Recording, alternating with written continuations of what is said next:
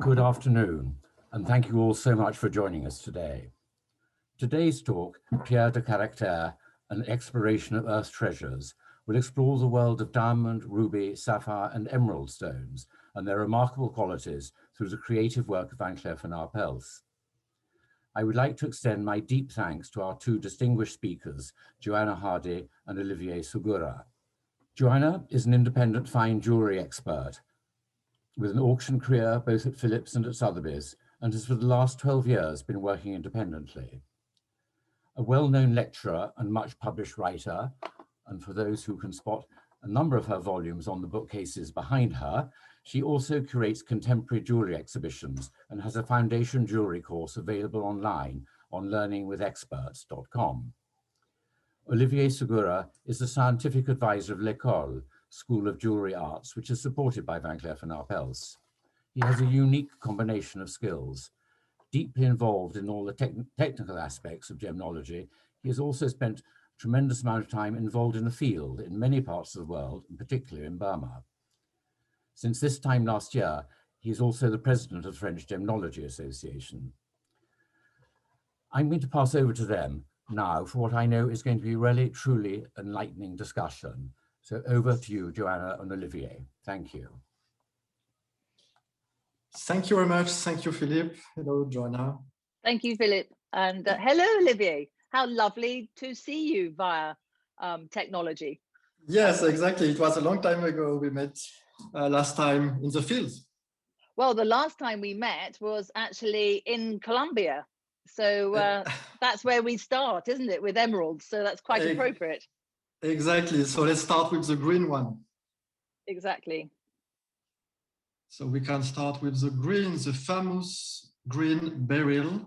If we can have the next slide, please. Yes, exactly. To start our journey, our travel. So as we said, from many countries, we can find emeralds in different places with different importance through times and through history.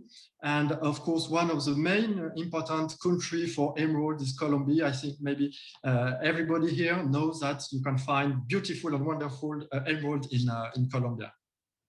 But of course, what the map is not showing on this one is Egypt, where, of course, even though Colombia had their emeralds over in Western Europe, the emeralds were coming from Egypt. About 4,000 years ago, I would say. So I think that's the next slide. Yes, we have a wonderful picture. You find these images for us, a wonderful portrait. And what is lovely is that you can see here with the necklace, the actual sort of the hexagonal system of the emerald crystal. So they've been literally hardly cut at all, haven't they? They're really in their sort of almost original state. But I think what is really interesting is that they're quite cloudy, aren't they? They're quite milky and cloudy, yeah. These emeralds. And so would you say that was very indicative of Egypt, do you think, of this period? Well, in fact, you're right, Joanna. A lot of emerald from this period or from these deposits are really milky, with a lot of inclusions, like a stony inside. And that's really typical from all the Egyptian emerald I can see.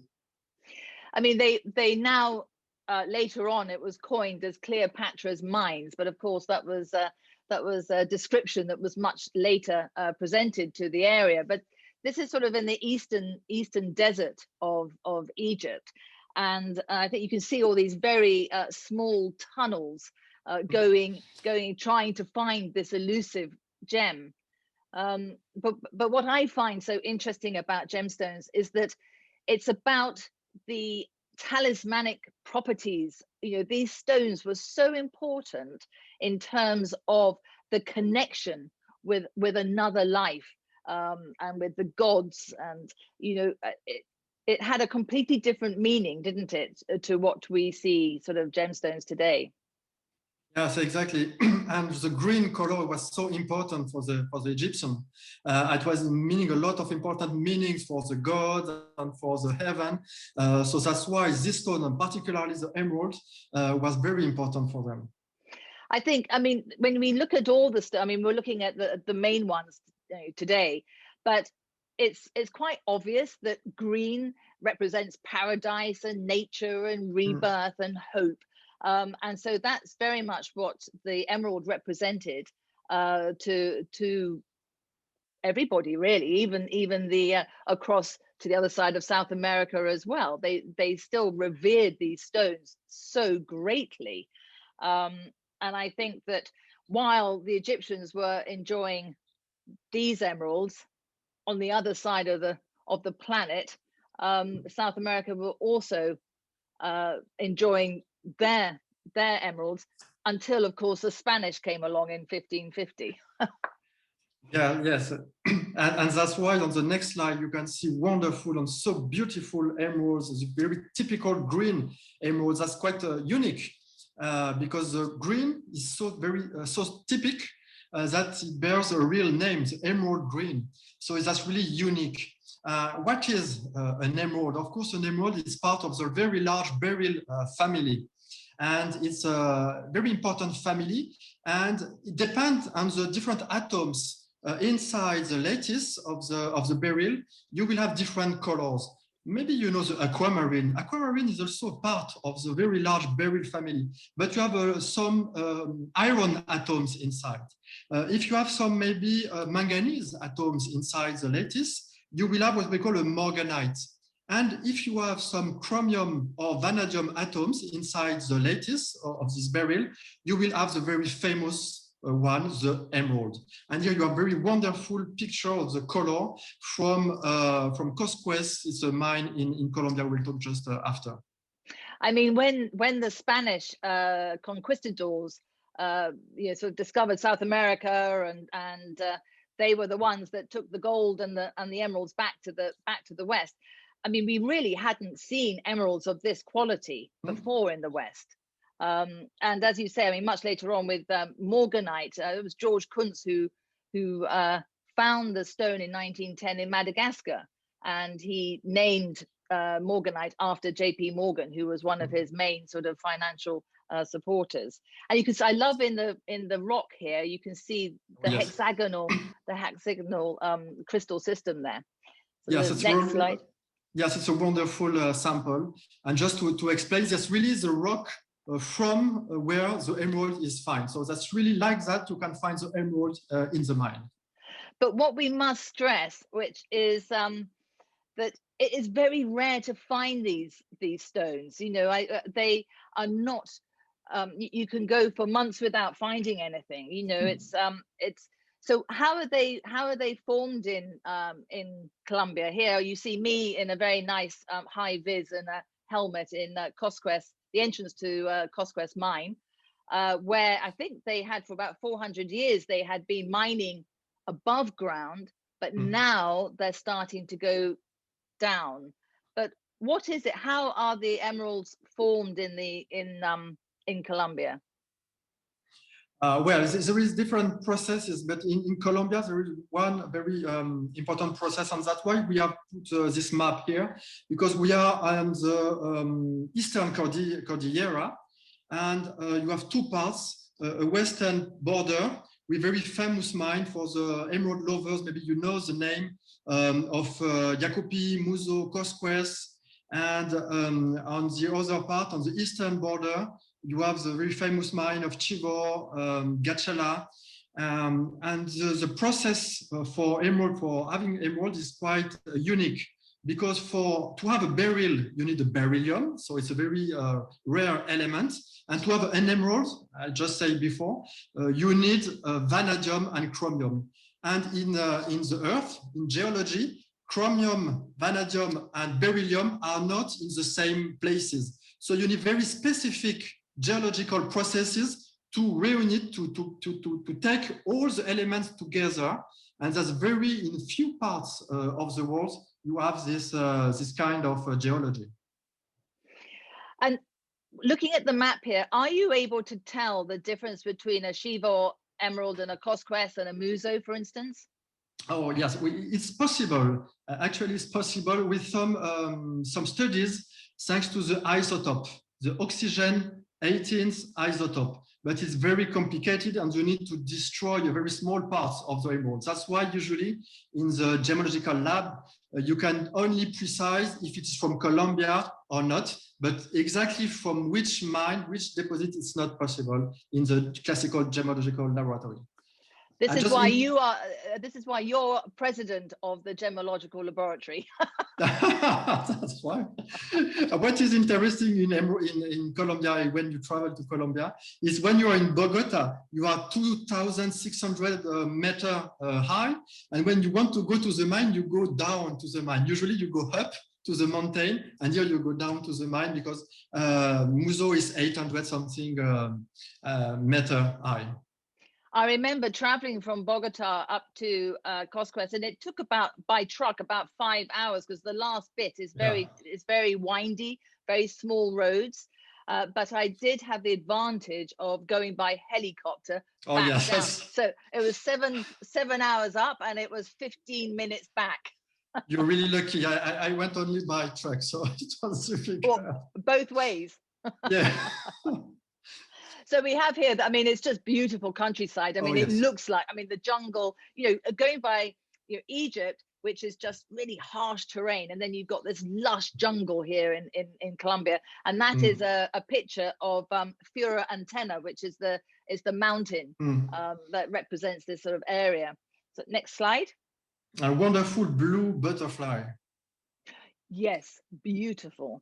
Now, I know that the Cheapside Hoard has been spoken about in another program with Masterpiece, so I won't sort of dwell on it that much. But just to say, this was a fantastic hoard that was found in 1912 that had been hidden for 300 years. And it is the biggest collection of Jacobean and Elizabethan jewelry in the world. And it has the most incredible gemstones, and thank goodness it never was found earlier, otherwise it would have been broken up or completely dispersed. So have you seen the Cheapside Hoard, Olivier? Not yet. I have to. Well, it is a bit tricky because it's not on public view, so it's not but it will be in about 2 or 3 years' time. The Museum of London is going to have it on permanent display, which is just so fantastic. Yes, I must confess, I know this piece in the center of the clock is so very famous for the emerald lover. This is an amazing piece, really. It is really quite superb. I mean, emeralds are quite brittle, aren't they? So to actually carve a watch movement to go inside an emerald crystal is, I mean, and this was done in 1550. It's just I just can't imagine the skill that is required to do that today, let alone yes, back then. And we can imagine the size of the rough. Yes. But usually, so for the large rough, the color, there is not a lot of color in the center. So maybe they take profit of this property of large emerald to remove the colorless core, just to put the clock inside. Okay, well, you have on the back the emerald specimen, and that's actually called Medusa. It's from the Kagem mine in Zambia, and of course the watch is Colombian. And then you've got the parrot, and even though the parrot looks enormous there, it's only 15 millimeters in height, and that attention to detail, the carving on that emerald is superb. When you look at it, it has a drill hole going through, but the drill hole at the top and the drill hole at the bottom don't really match up. There's a little dog leg. So obviously they tried to sort of match it up and just got it slightly wrong. But apparently a parrot is a lecherous bird and represents exotic and erotic. So there we go. Goodness knows which jewel that was going to be set in. And you've got the Van Cleef. Yes, we wanted to show you this piece because we can also sometimes in high jewelry use the rough gemstones. Well, not exactly the rough, but just polish to keep the wonderful shape, this hexagonal, very specific shape of the emerald in a wonderful jewelry design. Next slide, please. So this is a rough emerald that was a Zambian rough that's over 700 carats in the rough. And I just thought this would be a good photograph to show you what it looks like, what's called preform, when they've just sort of taken off the outside layers before they can look into the stone and decide what they're going to cut from it. And in this case, there was 3 main principal stones, these 3 pear shapes, and then there were quite a few smaller stones. But this will have taken months and months to decide how to cut it, because one false move and it's finished. Yes, exactly, and you're right. And the color is not usually even in the rough, so you really have to decide in which size, which place I want to avoid some inclusion, maybe some not very elegant inclusions. So that's really a huge work. I mean, that really decides what shape you get. I mean, the rough will dictate, like in a diamond, but also it will dictate the shape of the finished stones. So it's not, oh, I want a heart shape or I want a pear shape. No. It all depends on so many factors, as you say. Yes, and you have a wonderful emerald here just to enhance the color, the wonderful color, because in emerald you can have all the colors from the greenish, from the yellowish green to the bluish green, and you have all the tints. And here you have a wonderful, to me, bluish green emerald, and I particularly love this color for emerald. Yes, I mean that, as you say, emeralds do come in a wide varieties of green. I mean, not every emerald is of gem quality, and some emerald. I mean, the emeralds from Zambia, on the whole, people say that there's a little bit more yellow in the green, and oh no, sorry, not yellow, the other way around. Colombian has got a bit more yellow in the green, and the Zambian a bit more blue, but. You can find all the color in all deposits, but there is typical color sometimes. Yes, right. Yeah. Next slide. And maybe on the next slide, yes, you can see the wonderful skill for these mystery setting techniques used at Cleef Arpels, and how difficult it is to select all the small emeralds to have exactly the match color. And to cut, it's very difficult to cut because we have a cleavage plane, so it's very difficult to cut the emeralds. They're so small and so teeny with these very specific techniques to design this kind of jewels. And also, as you say, with this mystery set, is that you've got to make sure that there is an intensity of color for a stone so small. So small. And that's very, very difficult. I mean, there must be a lot of breakages to make one of these.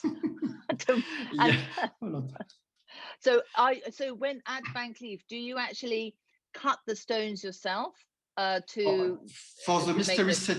Yes, you're right. For the mystery setting, it's a very specific techniques. So we have specific lapidaries people with a lot of skills, more than 10 years in this very specific techniques. And because there is a very specific rail inside to keep the stones on the metal, on the gold, usually. And that's very specific. Each stone is cut one by one on the very specific size and shape. And I think this is the only technique where you don't actually have a setter. You've got the stone cutter and you've got the mounter, but you don't need a setter. This is the same people doing exactly the jeweler parts, putting the emerald inside the jewel. Yeah, and when I visit sometimes the workshop, when they are setting the emeralds, I kind of a word on that, they close the door, they are very concentrated, because it's very difficult to set a large emerald also, because you can break easily the emerald. So they close the door, nobody has to talk to the setter at that moment. And also I've heard that often about cutting stones, when people just do not want to get distracted at all, because they've really got to concentrate. Exactly, for emerald is very specific. Yeah, absolutely. Next slide, please. Yes, next slide to travel to Zambia. Yeah, and there I am, another hard hat. Another Joanna on the field. So here we are in the southern Africa. We are surrounded by Congo, Tanzania, Mozambique. And we are near in the north central Zambia, near the very famous Kafubu River. And here the emeralds were known for very long times, in the 30s, 1930s. But that's really in the beginning of the 2000s that they discovered a very important deposits. Yeah, so this is, as you say, it's in the sort of the copper belt region of Zambia. And this is the Cargem mine that Gemfields owns, that they had in I think in the late 90s. I can't remember when they first mined there. But what's quite interesting, and I think this actually puts it into perspective, they said that they got 10 million carats of gemstone production, but out of that, only 73 carats was gem quality. I mean, such a small proportion. And this was from last year and the year before. So in 1 year, it's a very, very small of gem quality. And you can see the rough there. And of course, you've got these beautiful beads. I love emerald beads, of course. Oh, yes, you're right. Because when we talk about the beauty of the Zambian emeralds don't have nothing to be ashamed of, because they are so beautiful. I think, I think you're absolutely right. I think we have got a little bit over obsessed with where stones have come from. The origin is fascinating for gemologists, budding gemologists. It's really interesting, but it should be just the beauty of the stone that matters. It shouldn't be where it comes from. And I think it's a little bit been over-egged about having reports to say it's this color and it's this origin. Yes, you're right. Would you agree? Yes, of course, totally. As a gemologist, we love to dive inside the gemstone to look for the inclusion, to look for the chemistry, but the beauty is beauty, and this beauty is everywhere. And what's interesting is that, of course, in Africa or in the Rift Valley, it's 500 million years old. So it might have been only mined recently, but it's a very, very old deposit, whereas Colombia is only 40 million years old. So it's a very young deposit in Colombia. Yes, exactly. And it's not exactly the same geology, and that's very interesting to study this part. Exactly. Yes. So, but unfortunately, we have to go to the next slide. Yeah. As the next slide, just to show you some beautiful and wonderful jewels also from Colombian, also for the left one, and for the right one, we don't know exactly, but probably also from Colombia. I remember handling the one on the right, the necklace, and it is absolutely stunning. The way that it moves, it is so articulate, and the emeralds absolutely match beautifully. And there's that lovely old tumbled quality about them. They might have come from Maharajas or something like that, possibly, because Maharajas loved their emeralds, of course. Yes, and the necklace is on display now in Paris in the gems exhibition. Oh, I'm hoping to go to see that. Yes, until the end of August. Okay. Time. Oh gosh, I will. Yes. Next. So I think now we're going on to sapphire. To jump into the sapphire world with a map to show you also some deposits around the world with the famous mines. If we can go to the next slide, maybe, please. Yes, thanks. As for emerald, you can find sapphires worldwide in different countries with a different importance depending on the times, through times. And maybe in the next slide, we'll see some wonderful samples. So I have to, the one on the far left is like, it's like a, what we call alluvial sapphire, because it's been tumbled. So it doesn't have that crystal structure that is, this one in the middle has still retained its crystal structure. So the one on the far left, I actually bought that when I was in Madagascar last year. Nice. So when we talk about sapphires, we talk about the large family of the corundum. And the corundum is aluminium oxide. You see the formula, aluminium plus oxide.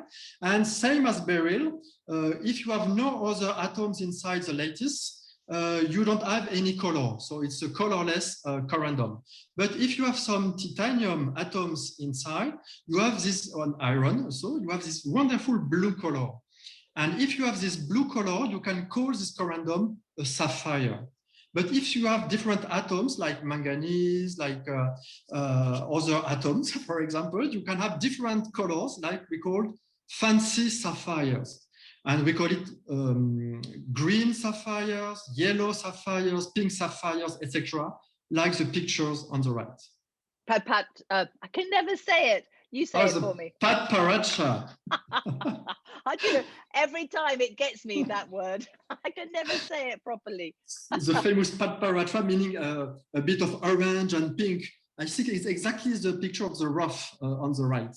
Exactly, and it's the lotus, sort of the lotus flower is the name taken after the lotus flower. Yes, but it's exactly. very rare, isn't it? I mean, and it's mainly from Sri Lanka. From Sri Lanka. Yeah. So, I mean, Sri Lanka has been mined for about 2,500 years. It's the oldest, isn't it? The oldest deposit, probably. Yes, and we have it on the next slide, a nice map of the Sri Lanka. So you can see where you have few deposits. Mainly, they are all alluvial deposits, as you said. And for example, maybe you know Ratnapura, Palmadula, Balangola. They are very famous for the sapphires lovers, very famous cities in Sri Lanka. And Elaera is also a new deposit. I mean, I've been to Ratnapura, and of course, I mean, it's been mined for 2,500 years. It's like a Swiss cheese, I think, the Sri Lanka, because it's only small scale mining. You're not allowed to have big mining there. Exactly. On the next slide, you can see the mining process. Yeah, it's very artisanal. Yes, because in Sri Lanka, it's forbidden to have motor, to use engine in the mine, except for the water pumping, water pumps. But except for this part, you work only by workforce, by hand.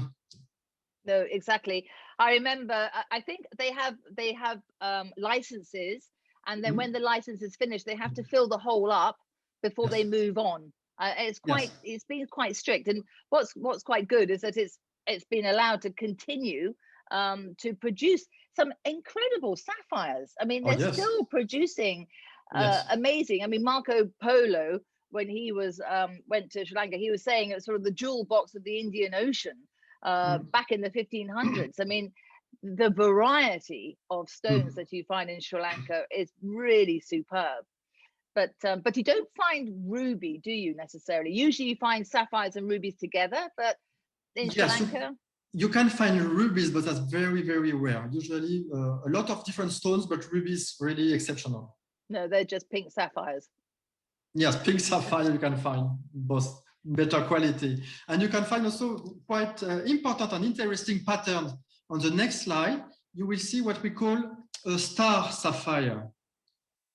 And this pattern is due to a lot of very small, teeny inclusion we call rutile silk, rutile needle inside. So you cannot see with a naked eye, but this silk will reflect the light in this really specific pattern, and that's really amazing.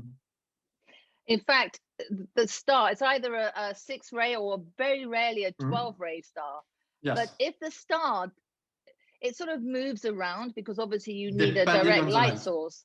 But if it stays in one place as you move it around, then that could be an indication that it's sort of man-made and not natural, would you say? Yeah, because you have a lot of treatment or a lot of synthetics that can imitate or enhance the star sapphire. So yes, you have to be careful. In the 40s, the Hollywood stars, they loved star sapphires because of all the cameras and the lights. And in the 40s, they were sort of relatively cheap compared to the other stones. And yet they really did lend themselves to the Hollywood actresses. I mean, you had Joan Crawford, you had Carole Lombard, and all these people just wearing the most amazing big star sapphire jewels. It was really fabulous to see. Well, not then. And if you combine the translucency, the translucent sapphires with this pattern, with this effect, you can have, for example, this wonderful, earrings on the right, and that's really unique. I was going to say because they're so clear, and you can't normally, you have to have the inclusions, which makes it cloudy to have the stars. So it's very rare to find such fine rutile in a translucent stone like that. And in a pair like that, with the same color, with the same shape. That's really unique. I mean, it will take your buyers years to collect all these stones. Yes, fortunately, I am not the buyer, so I don't spend years for that. But I know that the team spends years and years to match the stones, to recut the stone, to really achieve a perfect state. Yeah. We have the next slide. Yes, so to follow our travel to Madagascar.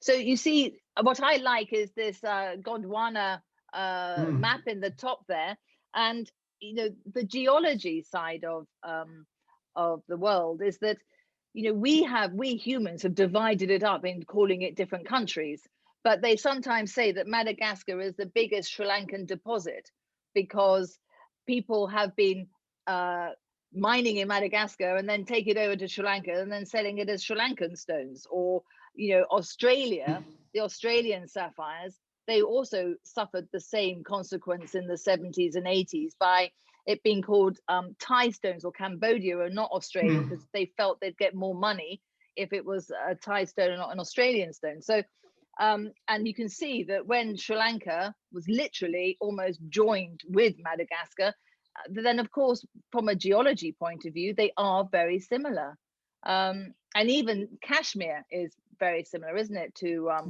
yes, exactly. Stones. Yes, you're right. Of course, there is after this geological time some difference, of course, but you're right. At the beginning, all the conditions were here together to form, to have the aluminium, the oxygen, all the atoms together, and all the condition of pressure and temperature to have this sapphire, this corundum formed. We have the next slide. Yes, in the next slide we follow. Yes, to who is it? Is it Joanna in Madagascar? Yeah. No, surely not. So just before, in March last year, when I've been researching for the Sapphire book, I went to Madagascar, and this is Elakaka, where the main rush, I think, they've had a few sapphire rushes recently, but it's still very artisanal mining, but beautiful countryside. I mean, absolutely stunning. And this was a selection of a week's supply that I saw when I was there. And they look like sort of sweets. The colors are extraordinary. Yes, that's wonderful. Thanks to this picture, Joanna, we can see all the colors you can find in these deposits. All the color from blue, yellow, pink. A lot of pinks are very famous for the pink sapphires. Yes. And yes, it's quite recent. At the end of the 1990s, they rediscover this area. And maybe we can jump to the next slide with also wonderful pictures on cut stones from different colors. That's fantastic, beautiful. And this necklace, you've only got one side of it, but the other side is mainly sort of the pinks. The graduation of color is superb, absolutely superb. Yeah, what is amazing with the corundum, or the sapphire family, is the intensity of the color you can have and the purity of the color, pure yellow, pure green. That's, to my point of view, that's quite unique in the gems world. Yes, because you can get a lot of colors, a sort of muddy color. Yeah, secondary colors of, yes, you're right, a grayish or brownish. Yeah, so this is all very exceptional. Yeah. Yes, that's quite rare, but when you can find it, that's exceptional. Yeah. And the blue, slide. Yes, let's see the blue, the amazing blue you can find in Madagascar. This is a very recent deposit also in Baymanti.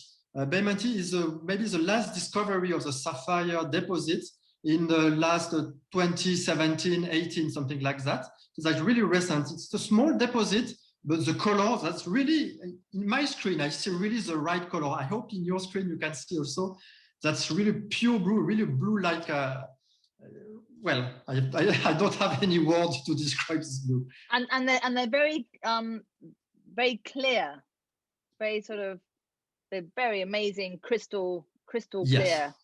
Yeah, the crystallinity, is it correct? The crystal, you can see really no inclusion, really pure, a bit metallic. So that's very different from the cashmere sapphire, more velvety, for example. And that's why it is unique and amazing in the sapphires. You can find all the palettes of blue, of translucency, of crystallinity. So that with sapphire, you can express so many things in your jewelry. Yes, no, absolutely. I was when I was with a sapphire buyer, where they have these huts in South Africa, and in the evening the miners would come with what they found, and you have no time to start using eyeglasses and becoming more particular. You've got to make a decision really quickly because you want to see what the other guy's got. You know, you don't want to spend too long, otherwise someone else will take it. But the guy I was with, he was looking down the C-axis, sort of looking down the length of the crystal, because he said that's where you'll see the true color, is if you look down through that axis. And that's what he did. He just looked up to the sky and looked down the C-axis, and then that is when he would decide whether to buy it or not. But it was happening so quickly. Oh, yes, you're right. But when different parts of the world, when you are in different parts of the world, maybe you prefer deep blue or grayish blue or violetish blue. But when you see a wonderful stone, everybody agree it's a wonderful stone. I think you're absolutely right. You know, everyone will. It depends what light source you're looking at. If the sun, or if it's artificial light or daylight, and all of this, that's really important. But when it is a super stone, everybody agrees. You're right. Sometimes you have to recut and to achieve a perfect cut. This is what we are doing every time. So we cut all the stones to be perfect, and the number of facets. So that's really a French way of cutting stones. But for the color, everybody agree. Yeah, exactly. So then we go on to diamonds. A new world, diamonds world. Yes, exactly. Whistle stop tour. Exactly. With the next slide, a map. Now you know we start with a map to show you the different deposits worldwide, where the main deposits, commercially important deposits. Half of the world, isn't it, compared to the colored gemstones? Diamonds are a far bigger area of the world than the colored stones. Exactly, with large countries as Russia, Canada, China. We don't talk about the India because it's a very old deposit, and now it's depleted. But you can find diamonds in many countries. Yeah. And let's start with carbon is quite a common element on the planet. It's very common. Exactly. On the next slide, you can see why diamond is how diamond is formed, is composed with its carbon structure. As you know, diamond is the only one mineral crystal formed by only one atoms in a very specific crystal structure. You see it in a cubic structure. Of course, you know another one, graphite, is also made only with carbons. But to do a diamond, you need to have a very important temperature and a very important pressure, more than 1,000 degrees and more than 5 gigapascals, so very tough pressure. And you can find these conditions only very deep on Earth, more than 150, 400 kilometer depth in the mantle of the Earth. And also about 3 billion years old. I mean, it's much older than the colored gemstones we've been seeing so far. Exactly, and you see some rough shape you can do with this small cube. Very famous is the octahedron, the double shape pyramid. That's very common for the gem quality diamonds. But I think they are your hands, Joanna. No, that's me again. No. Yes, that's me again, and that's the Lesidi. That's the Lesidi La Roma, 1,109 carats. That was a couple of years ago. It was found in Botswana, and But the biggest one, which I have got obviously here in my hand, that's the Cullinan. Oh, nice. So that's the 3,106 carats. So that's still the biggest. I mean, obviously this is a replica. Oh, I was wondering, where is your security guard? I've got my puppy outside. Yeah. So this is obviously was cut to the scepter and the crown jewels. But when you look at what I'm handling, and that's 1,100 odd carats, and this is 3,100. This was what was found. But going to your next slide, actually, if you go to the next slide, what's quite interesting is next one, yeah. This is how you're explaining about the cutting and the cleaving, but this, of course, has a flat bottom, and it's not so that it's can be used as a paperweight. It actually was found like this because it must have cleaved when it came up through the surface. Yes, which is your descriptions here. Yes, exactly. That's really specific in the diamonds. It's very this cleavage plane, meaning in a very specific orientation, 3D orientation. You have some fragility in the diamond, so you can cut your diamond, and that's what the way diamonds were cut at the beginning. So we just talk about that in a few slides. Yeah. Maybe in the next slide you can see what is the way to have diamonds on the surface of the Earth. As I told you, when you have graphite with low temperature, carbon, sorry, in low temperature and low pressure, you have graphite. So what is the way to have diamond at the surface of the Earth is to have a very specific lift from the mantle of the Earth to bring the diamonds very quickly to the surface. If you spend millions of years, your diamonds will transform into graphite. So of course it's nice, but it's not so interesting for the jewelry. So you need the very specific volcanoes. This kind of volcanoes don't exist nowadays. So it's a very old kind of magmatism. And the geologists calculate that the speed of the lava at the surface of the Earth reach the speed of the sound. So you can see how fast it is. It's very fluid lava, and when it crosses a deposit of diamonds deep, it will bring all the diamonds to the surface in what we call a kimberlite pipe. So nowadays, at the surface of the Earth, you have just to look for all the kimberlite pipe and look if it is a diamond-bearing pipe or not. What are the indicators? Is it garnet? They look as an indicator for kimberlite pipe? Yes, you're right. Garnet and zircon also, and peridot, because they are bringing also all together from the deep mantle. So when you go to the field, if you find this kind of deposit, if you find this kind of crystals, if you find kimberlite, you have a good chance to find diamond.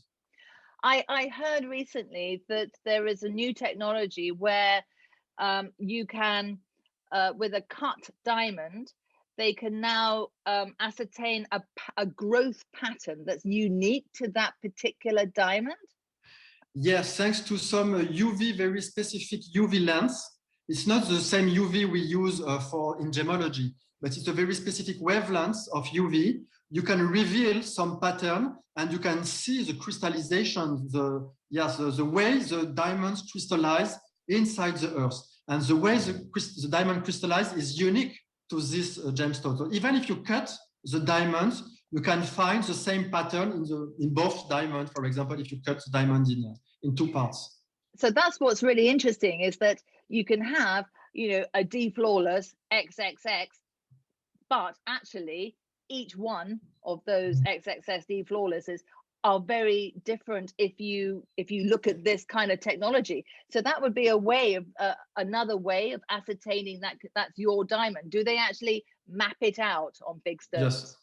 Yes, you're right. For the geologists, the gemologists, they use these techniques very often to study the diamonds, and even in the gemological lab. Yeah, fantastic. Next slide. Next slide is time to go to South Africa. So this was when this is the De Beers mine. I can see that 1875 or 1873. Yes. I mean, these are all this is the big hole, and all those pulleys, they're all they've got horses that would have pulled up buckets. It's all done by hand. There was no machinery at all, was there?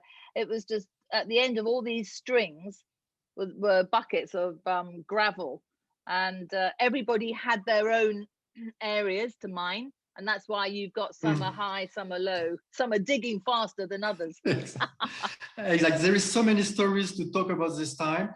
That was the first time where they dig for primary deposits. So that's really inside the rock, inside the Kimberley pipe. And that's the first time, so many stories. So we have to come back to talk about this. That's wonderful another and Eureka. Exactly. Next slide. Yes, next slide. We have a few slides to talk about the rough. You see the different shape of the rough. And for example, here in the center, you have a wonderful octahedral shape, quite clear, colorless. This takes me back to when I was a diamond, rough diamond valuer and sorter for De Beers 35 years ago. And there was 12,000.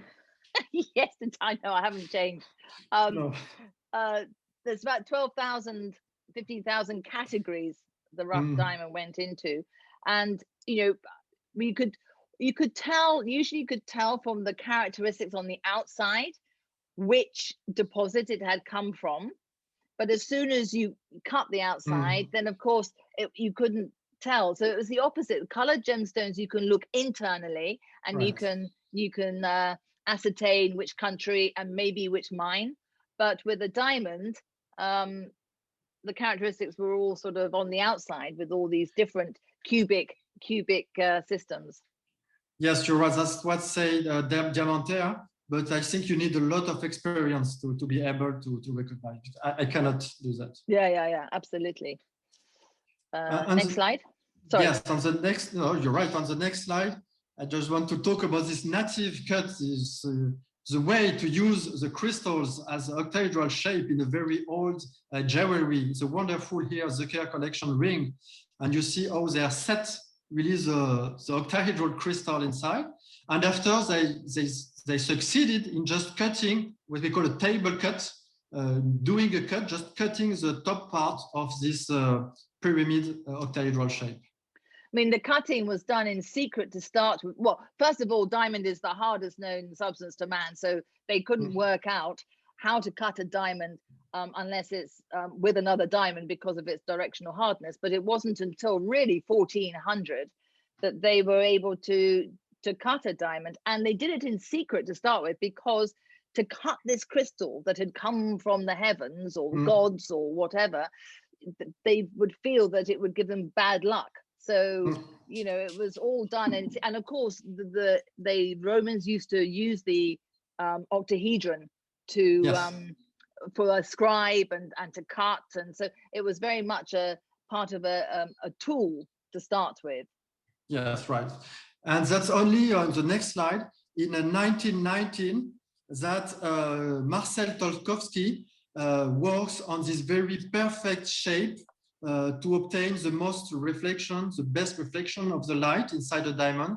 So that's the diamond, the cutting we know nowadays, with the famous 58 facets. But in fact, there is a fashion for people wanting to have the old cuts and not change them. I think if you can find an old cut that hasn't been recut to a modern brilliant, keep it and don't recut it, because they are actually really valuable. And very sought after. Yes, you're right to talk about that, because nowadays there was a period where everybody wants to recut the stone. So I think that's not the good way. But no, in the 80s and 90s, I remember people coming into the auctions with their microscopes, and you know, they would be studying it to see what a modern brilliant cut they could get out of the old cushion. I mean, they don't do that anymore. It's completely changed. Oh, yes. There's more appreciation. Right. On the next slide, please, we can see that diamond is not only a colorless diamond. Yeah, no, I mean, it's I mean, this is, you know, the king of color, isn't it? Because colored diamonds are extremely rare. Yes. So yeah, but I mean, you know, it's about 0.01% that you'll find a colored gem quality diamond. Yes, when you find this quality of diamonds with pure color, the prices are incredible, and that's why for this ring, for example, we had an amazing pink diamonds of more than 4 carats. So that's extremely rare. Even though the famous mine in Australia, which provide a lot of pink diamond, is depleted, so they close the mine. So it will be more and more expensive and more rare to find this kind of diamonds in the future. Yeah, because you had the Williamson mine in Africa, which is where a lot of, well, the few pinks that have come out, sort of purpley pink. But is it right that they think it's sort of the stress in the crystal lattice that makes it pink, other than the trace element? Yes, you're right. For the origin of color in diamond is quite well known, quite complicated, even if it's only a carbon lattice. But the origin of color is quite well known. And for the pink, it's a plastic deformation in the lattice, meaning that the light is a bit slowed down inside the crystal, and it will be disturbed. The light will be disturbed, and it will appear only in the pink. So that's why you see the crystal pink, the diamond pink. Huh. I've learned something, Olivier. Thank you. And on the next slide, we have wonderful also yellow diamonds with very pure yellow color, usually due to the nitrogen atoms, and depending on the place of the nitrogen atom inside the carbon lattice. So that's very specific and very few atoms. If you have too much atoms of nitrogen, you will have a brownish or blackish. It's not very elegant. And lastly, we're going to ruby, I think.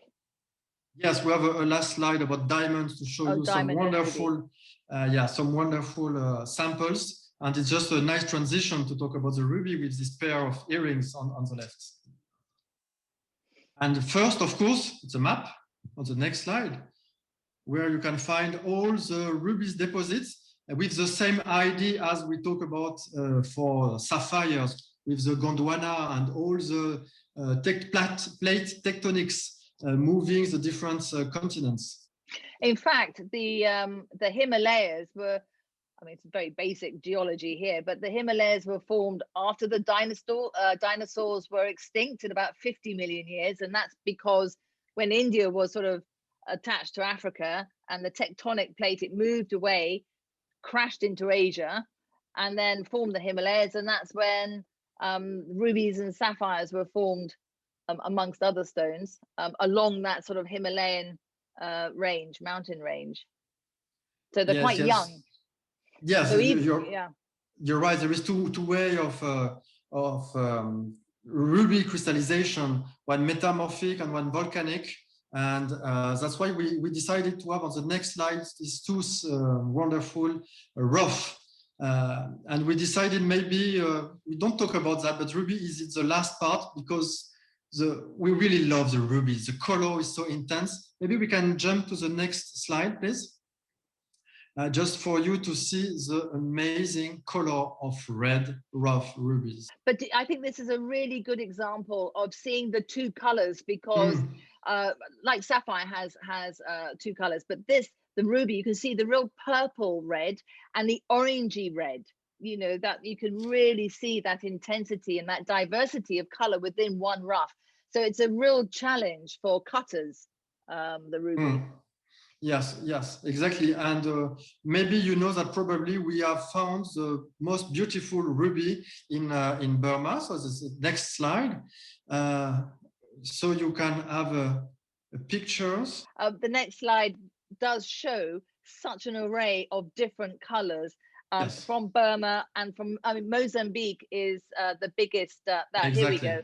So that's the biggest sort of deposit that's been found since Burma. Very, very important deposit.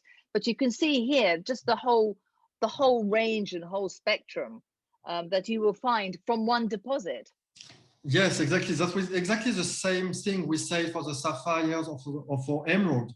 You can find all the colors in one deposit, but there is more often one color, one range of color. And for example, in Burma, you have more pinkish red rubies. And for example, here in Mozambique, you have more orangey, brownish orange rubies, red rubies. And with this, all these colors, you can have all these patterns, for example, here on the clip. You can play with all these colors. Yeah, yeah. Next slide, please. Yes, next slide to go to Mozambique and this famous deposits. So you see here on the bottom picture, those are all ruby rough. There was rubies all over the place. It was like picking up potatoes. It was, I mean, they weren't gem quality, but they were all rubies. And you can see here the terrain is very, very different to Burma, which is sort of marble, where you find in the primary. This is sort of mainly a secondary deposit. And I think, you know, ruby is even, I mean, it's the rarer of all the colored gemstones, of the ones that we've been speaking about. This one here is Monte Perez mine that Gemfields owns. They gave a 2 million carats of gemstone production a year, and out of 2 million carats, only 22,000 carats is premium quality. I mean, it's like really tiny compared to, you know, other stones. You know, it's really very, very rare. And the size also of the crystal, to have a ruby cut more than 5 carats, perfectly clean, perfect color, it's really unique. More than 5. For emeralds, you can have large. For sapphires, you can have quite large. Huge, yeah. But for ruby, more than 5 carats, it's quite exceptional. More than 10 carats, maybe you know 10 in your life, and more than 20 carats, wow. And when you're saying if it's a 10 carat polished, it would have been at least a 20 carat in the rough, because it's going to be about double, isn't it? About double the size in the rough. Yes, you're right to precise. That's right. On the next slide also, you have a picture of what we talk about, the pleochroism, meaning the way you have to cut your stone inside your crystal. And here you have a perfect example. If you cut in the C-axis, you will have maybe a purplish rubies. And if you cut perpendicular, you will have maybe a larger cut stone, but more orangey stone. Of course, you can have cabochon in the ring. You can have carved gemstones. And on the next slide, you will see the importance also of the cutting. So they're called the eyes of the dragon. These were two tabular. They're like sort of tabular rough from Mozambique. And this is Mr. Veresak bought these. They were like 45 carats in total. And this is just, I think, a lovely example of showing the stages of cutting. And he cut them himself. But what is interesting is that we see 3 stages. There's actually 4 stages, but it's very difficult to put a picture of the 4th stage. So after my hands, in between, the next stage is the thinking of it. And the Thais call it tungnam, I think they say. And that is when you spend time, months, thinking about how you're going to cut these stones. And Mr. Veresak, when I spoke to him, he wanted to make sure that he got 2 10-caraters out of the rough, and he shut himself away. His wife said he wouldn't take any phone calls, he wouldn't talk to anybody, and for months he would just study it in different light sources. And he did manage to get a 10-carater and 11-carater. But he said this is in his private collection. There was so much energy went into cutting these stones. He's never going to sell them. Yes, and for the next slide, it was really difficult to select. Sorry, it was very difficult to select for you few examples in the collection, the Van Cleef Arpels collection, using the rubies for the most famous and most fabulous women through times. And it's really, am I right in saying that ruby is your main sort of the Van Cleef and Arpels stone for mystery setting? Is ruby seen as the and why is that? Do you know why that is? Oh yes, thanks to the deepness of the color, the intensity of the color, we really managed to carve and to design a really perfect. We have an example just after, you will see. But on the next slide, you will see also a wonderful sample of this bracelet. It's quite a large bracelet, but the intensity of the red of this ruby is just amazing for gemstones. And it's really the way for the designer to express all the creativity. I mean, the earlier on in time, spinels used to get confused with ruby, but in fact, I mean, spinels are a bigger crystal. But if you compare a small spinel with a small ruby is just going to be so much more intense in color than a small spinel. So it's interesting to see. Yes, you're right. And I think this is probably the last slide, the next one, with this famous mystery setting. And you see here how you can express the volume, the size, the shape of the dress with very small and teeny rubies, each one perfectly matched, perfectly cut in this specific setting. And it was one of the last slides we wanted to show how the ruby can express emotion through the jewels. I mean, this just makes me, I love this jewel. It just makes me smile. And so I think that's why we've got this one as the last slide. So hopefully it's making everybody smile wherever they are in the world watching this. Yes, exactly. Thank you, Joanna. We have the last slide just to end and to propose to continue this topic with the L'École website, as we have a lot of webinar, a lot of information. If you want to know more, unfortunately, we don't have so much time, but I'm sure with Joanna, we can talk for hours. So thank you so much, Joanna, talking with me, with all the teams of this wonderful Pierres de Caractère, as to express all the characters, all the hands and the brains at Van Cleef's we use to work with these marvels of nature. Maybe there is questions. Yes, we have a few questions. So the first one is about gem cutting, and you mentioned a couple of times that if something goes wrong, what happens to the gems that can't be used? Can they be reused for something else, or is there a size at which gems become too small to use? Well, actually, there's always some use for gemstones. Even if they're little tiny chips, they can be used for gem painting, where they literally, so they don't go to waste. But of course, it depends how much has broken away, and then it depends of what you would do with that. Yes, you're right. Nothing to add. Just the size is really the matter for the exceptional gemstones. Great, thank you. And the second question is, what are your thoughts on natural gemstones versus lab-grown gemstones? Oh, well, that's a good question. I think we cannot talk about gemstones for synthetics. We have to talk about gem material, but gemstone is really a natural material. And of course, we use only natural materials. So that's really a different kind of use. So I don't know what to say more. You can use, of course, a lot of synthetic gemstones for many occasions, but that's not really the same material. Didn't was it Verneuil in 1870?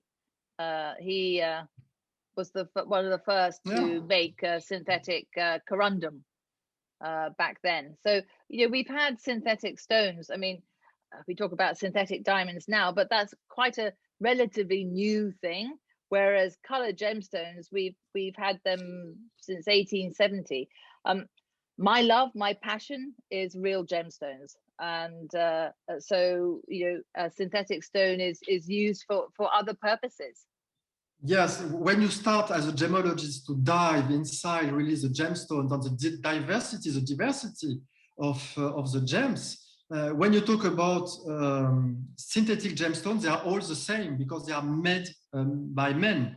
So they are all the same. So there is no diversity. They are all the same color, very perfect color. You have not this life. We used to talk about la vie, the life inside. That's why we talk about Pierres de Caractère. Because if you want a character, it's like in human. You are not a robot.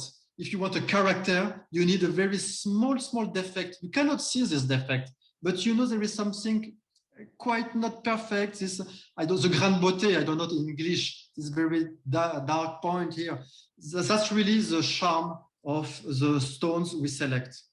I mean, every single natural gemstone is different.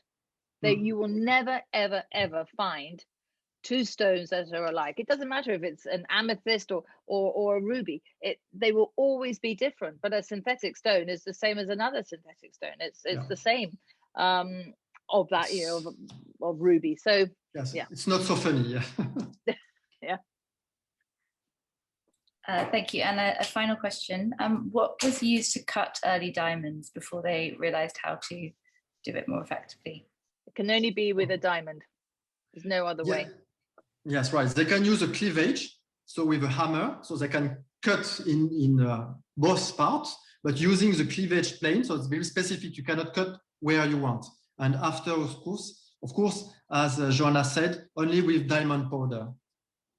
But I think that you're right. That I mean, before, you know, people think that diamonds are invincible, and of course that was one of their you know, people called a diamond.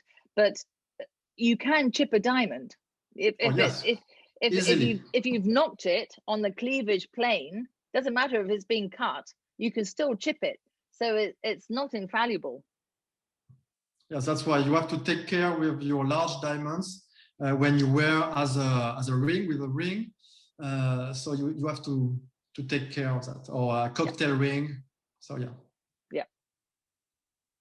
Thank you both enormously for a really, really fascinating talk.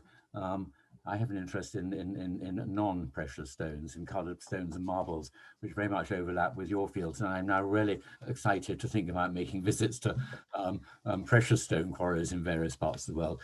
But it has been a really fantastic talk and a really suitable finale to our 6 months of Encountering Beauty Through the Materials World programme. And I would just like to thank you for finishing this series up for us on such a great and fascinating finale. Thank you both very, very much. Thank you. Thank you, Philippe. Thank you all. Thanks.